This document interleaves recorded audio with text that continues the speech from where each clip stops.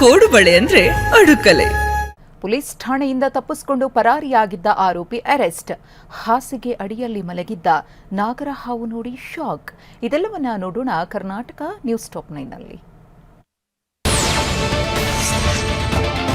ಬಳ್ಳಾರಿ ತಾಲೂಕಿನ ಕುಡಿತಿನಿ ಪಟ್ಟಣದ ಸುಮಾರು 30,000 ಜನರಿಗೆ ಕುಡಿತಿನಿ ಕೆರೆ ನೀರು ಉಣಿಸ್ತಾ ಇದೆ.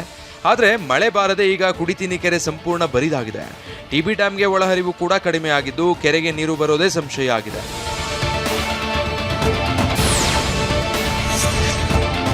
ಯಾದಗಿರಿ ತಾಲೂಕಿನ ಕಿಲ್ಲನಕೆರ ಗ್ರಾಮದಲ್ಲಿ ಕುಡಿಯುವ ನೀರಿಗೂ ಜನ ಪರದಾಡ್ತಿದ್ದಾರೆ.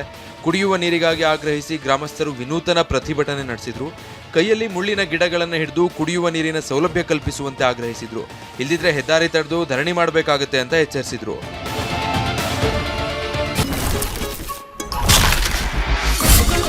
ಸಾಂಪ್ರದಾಯಿಕ ರೆಸಿಪಿ, ಮತ್ತಷ್ಟು ಬೇಕೆನಿಸುವ ರುಚಿ. ಕೋಡುಬಳೆ ಅಂದ್ರೆ ಅಡುಕಲೆ. ವಿಜಯೇಂದ್ರಗೆ ಎಚ್ಚರಿಕೆ ನೀಡಿದ ಬಸನಗೌಡ ಪಾಟೀಲ್ ಯತ್ನಾಳ್. ಇದೆಲ್ಲವನ್ನ ನೋಡೋಣ ಸಮಗ್ರ ನ್ಯೂಸ್ ಟಾಪ್ 9ನಲ್ಲಿ. RSS ರಿಜಿಸ್ಟ್ರೇಷನ್ ಅಂತೀರಿ, ಏನ್ ಮಾಡ್ತೀರಿ ನೋಡೋಣ. ಹೊಳೆದಾಟೋಕೆ ದೊಣ್ಣೆ ನಾಯಕನ ಅಪ್ಪಣೆ ಬೇಕೆ?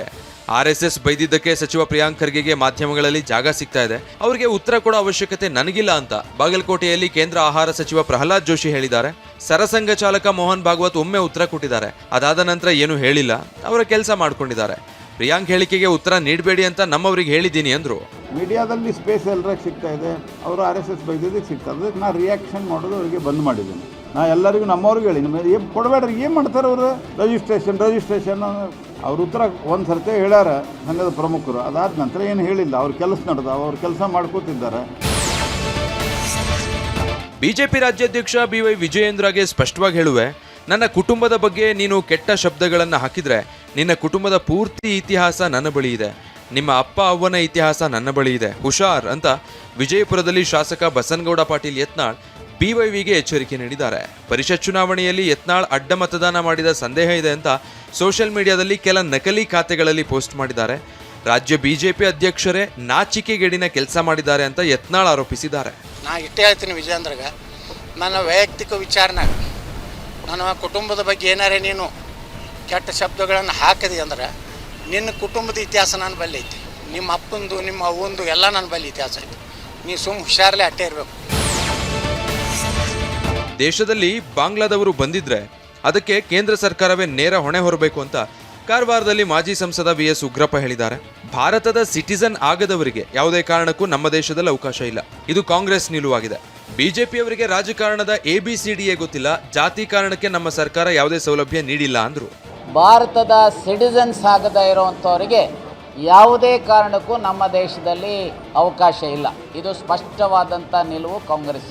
ಸೊ ಇವತ್ತೇನಾದರೂ ಸಹ ಬಾಂಗ್ಲಾದಿಂದ ವೆಸ್ಟ್ ಬೆಂಗಾಲ್ಗೋ ಅಸ್ಸಾಂಗೋ ಮತ್ತೊಂದಕ್ಕೋ ಮಗದೊಂದಕ್ಕೆ ಯಾರಾದರೂ ನುಸುಳುಕೊಂಡು ಬಂದರೆ ಯಾರ್ದು ಅದು ತಪ್ಪು? Is it not the duty of the union government? Chikkaballapur ಜಿಲ್ಲೆಯ ಶಿಡ್ಲಘಟ್ಟದ ಅಚ್ಚಕದಿರೇನಹಳ್ಳಿ ತೋಟದಲ್ಲಿ ಕಾಂಗ್ರೆಸ್ ಕಾರ್ಯಕರ್ತರಿಗೆ ಭರ್ಜರಿ ಬಾಡೂಟ ಆಯೋಜಿಸಲಾಗಿತ್ತು. SIR ನೋಂದಣಿ ಜಾಗೃತಿ ನೆಪದಲ್ಲಿ ಕಾಂಗ್ರೆಸ್ ಮುಖಂಡ ಪುಟ್ಟು ಆಂಜಿನಪ್ಪ ತಮ್ಮ ತೋಟದಲ್ಲಿ ಸುಮಾರು 10,000 ಜನರಿಗೆ ಬಾಡೂಟ ಆಯೋಜಿಸಿದ್ರು. ಮಟನ್ ಬಿರಿಯಾನಿ, ಚಿಕನ್ ಬಿರಿಯಾನಿ, ಕಬಾಬ್, ಚಿಕನ್ ಮಸಾಲ, ಬೋಟಿ ಗುಜ್ಜಿಗಾಗಿ ಕಾಂಗ್ರೆಸ್ ಕಾರ್ಯಕರ್ತರು ಮುಗಿಬಿದ್ದಿದ್ರು. ದೇವಸ್ಥಾನ ಕಟ್ಟಲು ಬುನಾದಿ ಅಗೆಯುವ ವೇಳೆ ನಿಧಿ ಸಿಕ್ಕಿದೆ ಎಂಬ ಸುದ್ದಿ ಹರಿದಾಡಿದೆ. ಬಾಗಲಕೋಟೆ ಜಿಲ್ಲೆ ಬಾದಾಮಿಯ ತಳಕವಾಡ ಗ್ರಾಮದಲ್ಲಿ ಘಟನೆ ನಡೆದಿದೆ.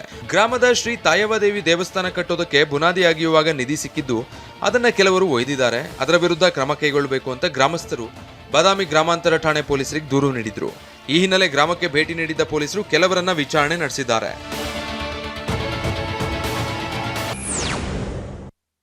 ಕೋಡುಬಳೆ ಅಂದ್ರೆ ಅಡುಕಲೆ.